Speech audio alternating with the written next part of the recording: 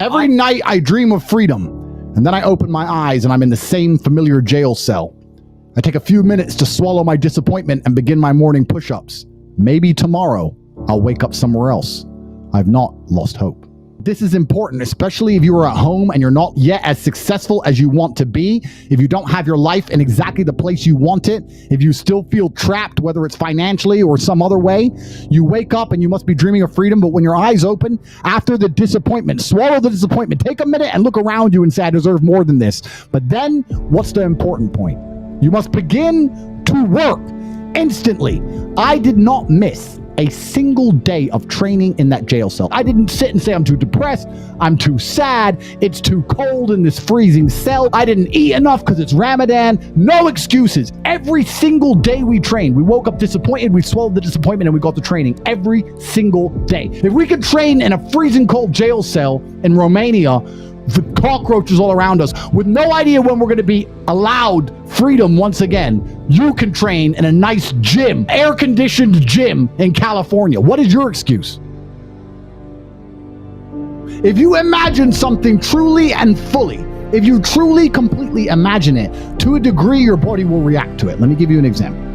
If you truly imagined yourself at war, day after day, you imagined yourself under attack, defeating the Matrix agents. You're top G, you're walking through life, the agents are coming, you're doing Aikido, and you're destroying them, and you're the most powerful man in the world. If you truly imagined that and felt it in your mind to the point where you thought you were there and you felt it in your body, I would guarantee you, after X amount of time, you would have a higher testosterone level and your muscles would be stronger than if you didn't. I will guarantee you that. So first things first, you need to be worthy of respect. And you're going to be worthy of respect through having things which are difficult to acquire. So first things first, the basic things, you need to be very focused on trying to make money, because people listen to you when you have money. They just do. Secondly, you need to be in fantastic physical condition, because when you're in fantastic physical condition, it cannot be bought. It must be earned, and people know that. If someone walked in to sell me something and they were obese, I would not trust them the same as if they were in fantastic physical shape, because I'd say, I don't think you have dedication and heart. There's something about you that I just wouldn't trust you the same. So fantastic physical condition and money is the first thing. The second thing, whatever your ideas are, you need to learn how to communicate them.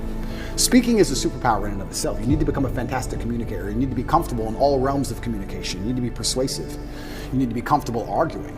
You need to be good at debating. There's a lot of people out there in the world who have ideas that they can't even project into somebody else's mind.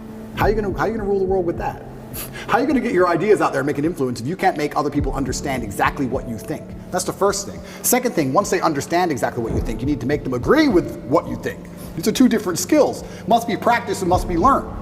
If you're 20 years old and you want to change the world, you need to be having endless debates, endless, without resorting to name calling, not on Twitter like a dummy, in person. And you need to come across in a way that people agree with you. We can go back quickly and talk about the red pill. The difference between me when I talk to girls on these panel shows and every other guy when they talk to girls on these panel shows is, when I'm done, all the girls want me. I say the same thing, and by the end the chicks are in love with me, as opposed to saying the same thing and the chicks thinking I'm a dickhead.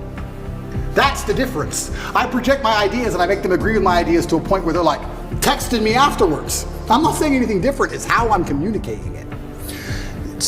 You can catch more flies with honey than hurting people sometimes. So you need to be good at everything. You need to have a Swiss Army knife of tools. I know when to be intimidating or aggressive. I know when to come across as obtuse. I know when to come across as exceptionally open-minded and easy to understand. I know when to come across as understanding. I know all these things. This all has to be practiced.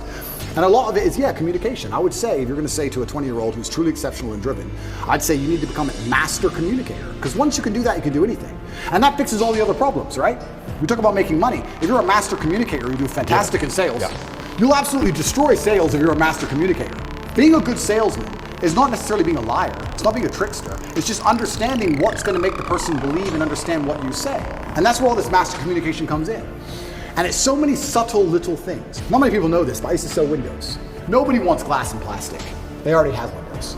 So you gotta find a way to sell them these windows. How do you do that? If I walked in and said, would you like new windows? And they essentially said, no, we don't need new windows. Our windows look fine. I would say, but what about the security aspect? While looking at their 3-year-old child. And they'd sit there and go, what do you mean security aspect? And then I talk about how we had the Lock 5000, and their locks are easy to break, as if glass isn't glass, it's all the same anyway. and you'd end up selling the windows. You have to find the triggers in people. But also to be a master at communicating, you also need experiences worth talking about. You have to live a life. You need a degree of wisdom, and wisdom doesn't always come with age, it comes with life lived.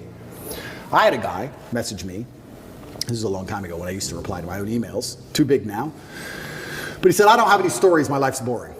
I said, bro, where do you live? He said, Madrid. I said, bro, ride the train from Madrid to St. Petersburg. Ride the train from Madrid to Vladivostok. Do the Trans-Siberian Railway. Costs you like $300. He goes, oh, but what if I get robbed? Exactly! That's exactly the point! What if you get robbed?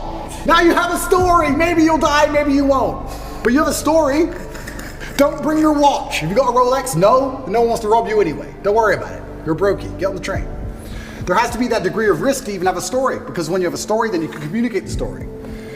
You can't be an empty vessel either. So when you say you're telling me how I build this 20-year-old into a super soldier. Yeah, he has to be a master communicator, but he also has to do things which are risky. Risk has value intrinsically linked to it, intrinsically. This is why people, when you do risky things, people want to hear the story. Your coolest stories involve risk. Something went wrong, this could have happened, I almost this, I made it out. Without these risks, you haven't got it. So I would say to the 20-year-old, do what I did. Get in the cage. Get in the ring.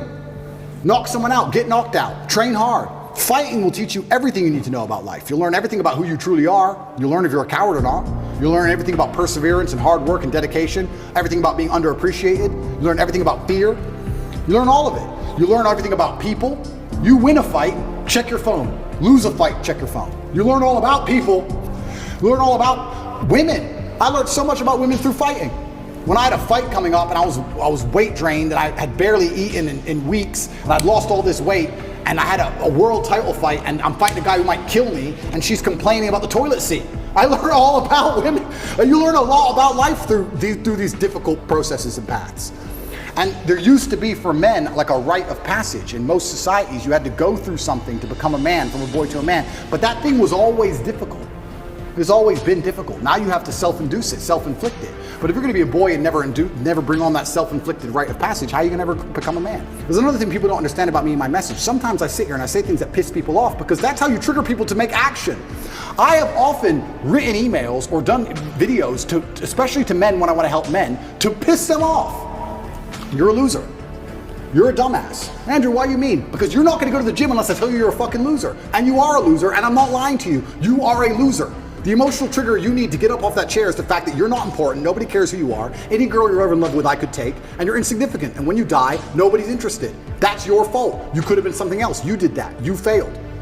It has to be done. You have to be a master communicator, and sometimes that involves also insulting people.